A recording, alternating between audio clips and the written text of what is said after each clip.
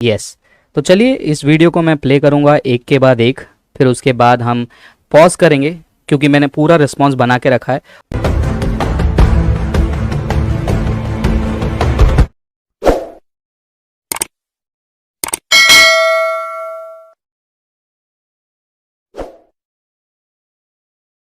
और जब परमेश्वर ने मनुष्य को बनाया था तो सुन लीजिएगा 27वीं आयत क्या कहता है। So God created man in his own image, in the image of God he created him, in his own image.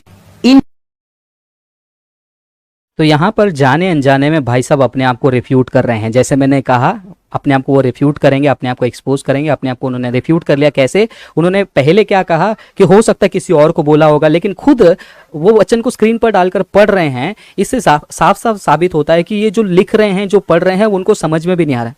उनको भी नहीं समझ में आ रहा है वो क्या बोलने की कोशिश कर रहे हैं। यहाँ पर लिखा है इन the image of God he created him, in his own image. तो ये in his own image, in the image of God कहां से एंजल्स को अंदर लेकर आता है या फिर किसी और को लेकर आता है? कंफ्यूज है भाई साहब, बहुत बुरी तरह कंफ्यूज है, बहुत बुरी तरह कंफ्यूज है। आई नो शायद से वो देख रहे हैं इस वीडियो को।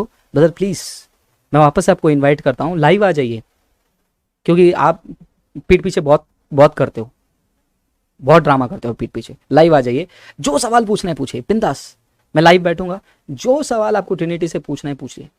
मैं स्कॉलर नहीं हूं लेकिन मैं तैयार हूं आंसर करने के लिए। लेकिन यहां पर आगे देखिए क्या कहते हैं। अपने आप को रिफ्यूट कर दिया इन्होंने, तो यहां पर खुद वो प्रूव कर चुके वो एंजल्स नहीं है, तो कौन है? अब उसका एक्सप्लेनेशन कुछ और देने की कोशिश करेंगे, लेकिन उसके पहले अपनी बातों में कैसे फंसते हैं जरा सुन लीजिए। ही इज इमेज का क्या अर्थ होता है ब्रदर फ्रांसिस?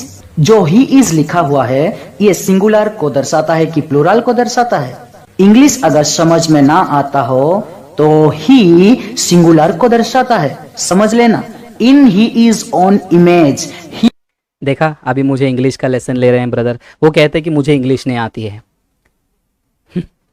ओके, मुझे इंग्लिश नहीं आती है मान लो, लेकिन इनको इंग्लिश आती होगी तो इनको ये पता चलना चाहिए कि यहाँ पर एक ही चीज के लिए प्लूरल प्रोनाउन और सिंगुलर वर्ब और प्रोनाउन इस्तेमाल कब करते हैं और कब नहीं करना चाहिए।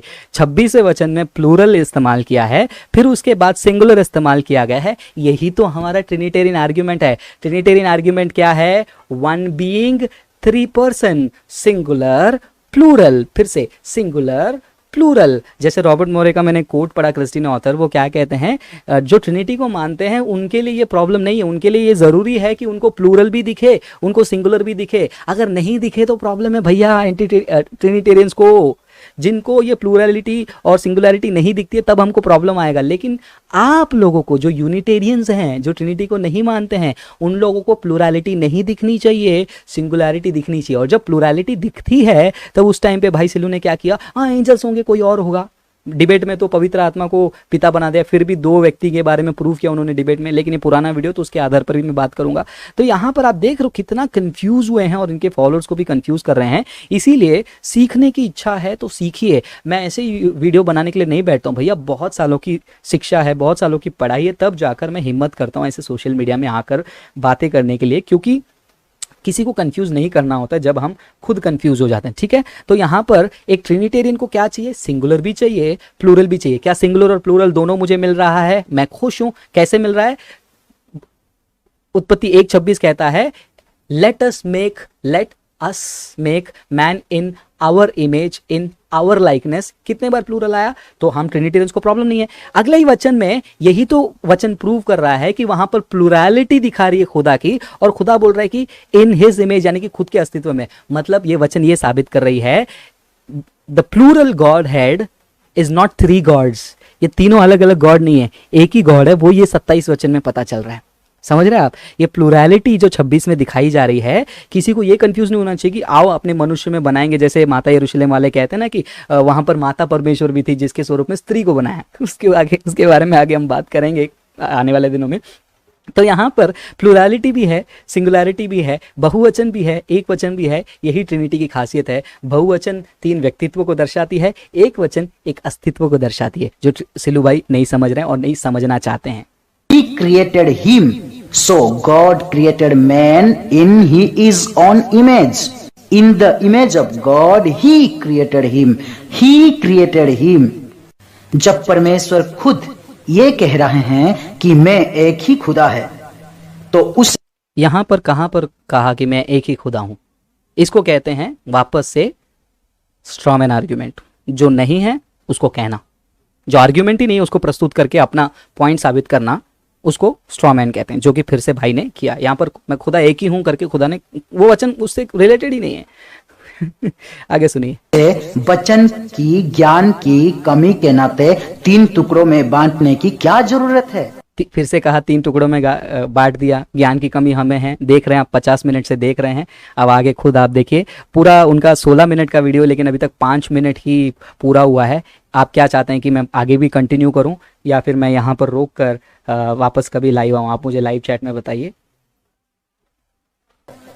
अगर कोई बात समझ में नहीं आता है तो जेरिमिया 33 अध्याय का 3 आयत में पर अभी आपको क्या लग रहा है कि कुछ समझाने के लिए भाई साहब यिर्मयाह में जा रहे हैं, लेकिन देखिए वहां पर वापस से कोई कनेक्शन नहीं है। इसको क्या कहते हैं यार? इसको एक फैलेसी है जो मेरे दिमाग में क्लिक नहीं हो रहा है।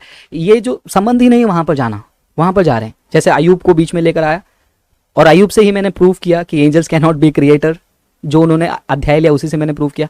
अब यिर्मयाह में जाएंगे, कोई कनेक्शन नहीं, लेकिन फिर भी सुन लेते हैं। परमेश्वर खुद कह रहे हैं, खुद हमें एक अवसर मौका दे रहे हैं कि मुझे प्रार्थना कर और मैं तेरी सुनकर तुझे बड़ी बड़ी और कठिन बातें बताऊंगा जिन्हें अभी तू नहीं समझता। क्या ब्रदर फ्रांसिस, आप प्रार्थना करते हैं कठिन बातें समझने के लिए? परमेश्वर से पूछते हैं कि अपने मर्जी से बाइबल की वचनों को इंटरप्रेट। देखो उनका देखा आपने, पर्सनल अटैक तो पूरे वीडियो में है, लेकिन ठीक है, पर्सनल अटैक के बारे में मैं कुछ नहीं बोलूंगा। तो कहते हैं कि तुम प्रार्थना नहीं करते हो। भैया ये देखो, मैं आपको एक छोटा सा उदाहरण देता हूँ। अगर आप ऐसे बैठे रहोगे ना, प्रभु रेवलेशन दो, रेवलेशन दो, रेवलेशन दो, रेवलेशन दो, रेवलेशन दो, प्रभु बोलेंगे बाइबल दिया है ना, पढ़ना है, यू हैव टू रीड।